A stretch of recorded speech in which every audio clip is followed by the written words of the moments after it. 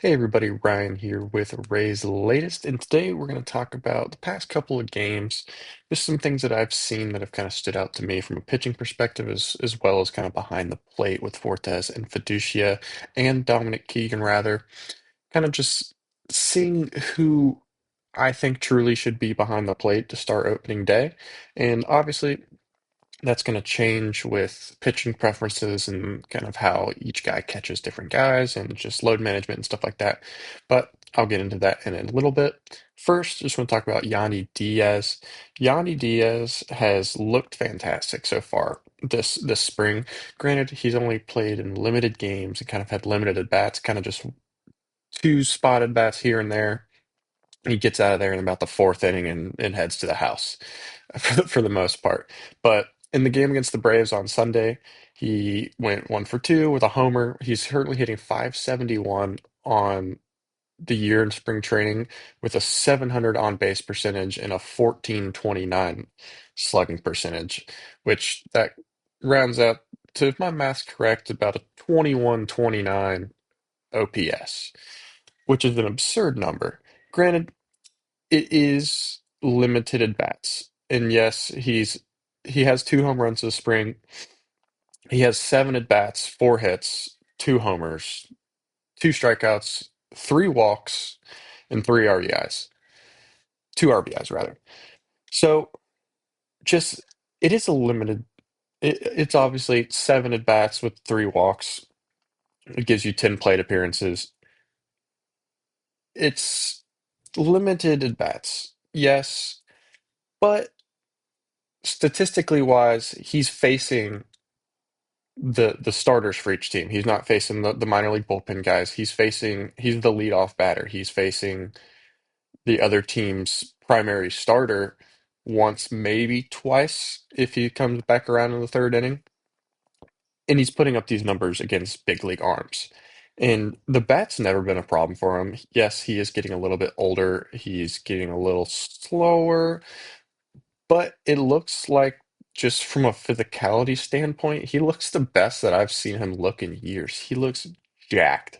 And I think that with baseball players, getting jacked doesn't necessarily mean too much because you lose mobility, but being able to be that big and still be mobile, it is huge. It's a huge plus, especially for position players.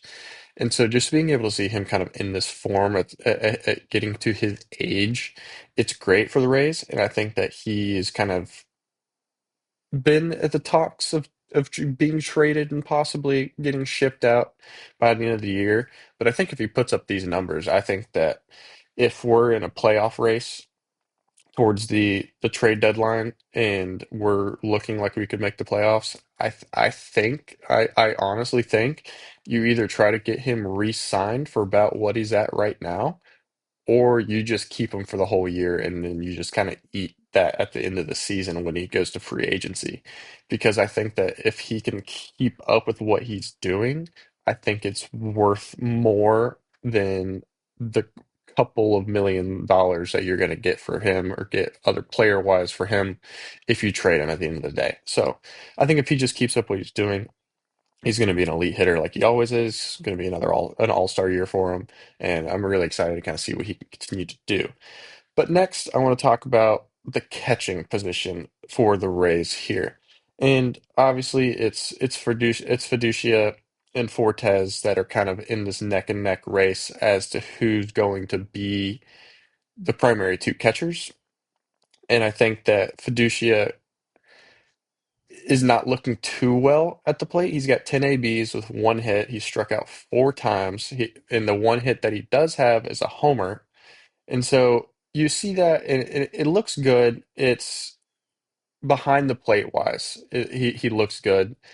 But from just a hitting perspective, it's that the too many strikeouts are kind of just concerning to me with the 4 strikeouts over the 10 bats. And I think that that's always kind of been his problem is just the contact percentage has always been pretty down. And I think being able to translate consistently to a big league level, we have to get that contact percentage and the whiff rate down, the contact percentage up. just to limit those strikeout numbers. Because if you hit 150, okay. If you're putting the ball in play and you hit 150, that's something that you just have to live with. And whether that's just getting in the weight room to be able to hit the ball harder, or you're just a very unlucky hitter, I think that with him, I don't think the power's the issue. Obviously, his one hit is a homer. So I think that with him just being able to kind of be more consistent with just mitigating swing and miss is just his biggest problem. But Fortes, on the other hand, has 10 at bats as well, but he's got three hits, a homer, and an RBI, and a walk with zero strikeouts. So when you see guys like that who, when there's a clear difference with how they're playing, Fiducia is hitting 100 with four strikeouts. Fortes is hitting 300 with zero strikeouts. And granted, it's limited numbers. It's only 10 ABs, and that's just two hits from another more. And that could change in literally one game. Fiducia could come out and go 3 for 3, and his batting average could, and Fortes go over, and his batting average would be the same or a little higher, rather. So it is limited sample size. So yes, there's not, these numbers aren't as crazy if it was a full 162 game set of numbers, where we're then talking about 60 plus hit differentials at that point. But I do think just from the limited sample size, with what we've seen, Fortes looks like such a more clear option to be the consistent everyday-ish catcher for the Rays. And I think that Dominic Keegan is also slowly kind of introducing himself into that category to being able to get at bats and be able to play it for us. And let me get his stats pulled up here. But he's been playing pretty decent in my opinion as well.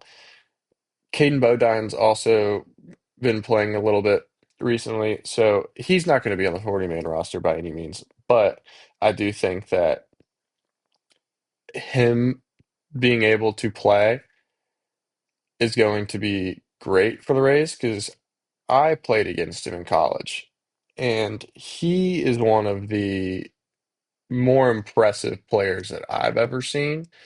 And Keegan's hitting 125 on the year, so it's not too good from him either. But he's just getting introduced to major league pitching. He's been a minor leaguer for a while, so he is kind of just hitting that stride there too. So he's going to be able to kind of get kind of he's going to be slowly introduced to a bit major league pitching and being able to just adapt to that over time, and it'll come.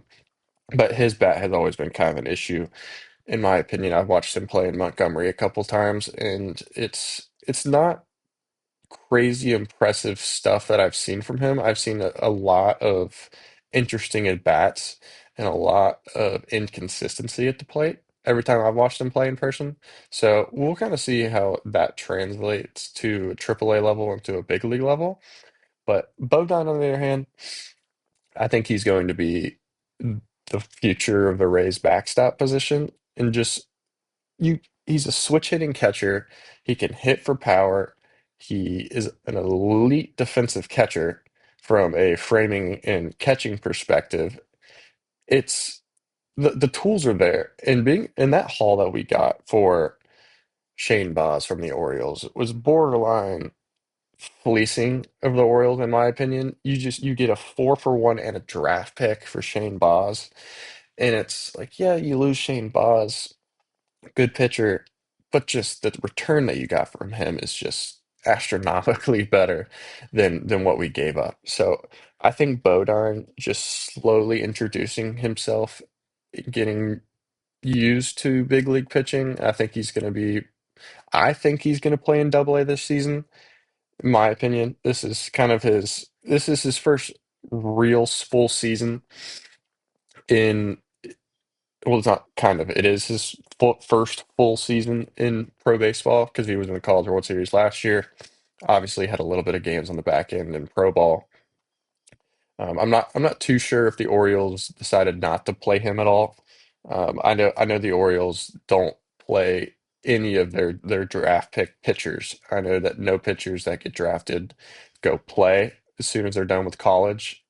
They or after the draft, they kind of just all go to Sarasota in their rookie ball spring training complex, kind of just train for the remainder of the season before they kind of go get launched into everything to their first full year, just from an arm load management perspective. But I do think Bodine can be, and I think he will be the future of the Rays backstop position, just solely based on watching him in person. He's great. I pitched against him multiple times. He is one of the toughest outs you can get, and him being a switch hitter as well. It just switch hitting catchers, you it's just the value that you bring being a switch hitting catcher, let alone even just a left-handed hitting catcher, is astronomical. And I think that just him kind of being able to continue to produce how he did at a college level, hopefully is going to translate well for him at a big league level. But you guys let me know what you guys think about Yanni Diaz as well as what you guys think about the catching situation and your thoughts on Bodine at the possibility of him kind of being that guy for us. But you guys have a great one.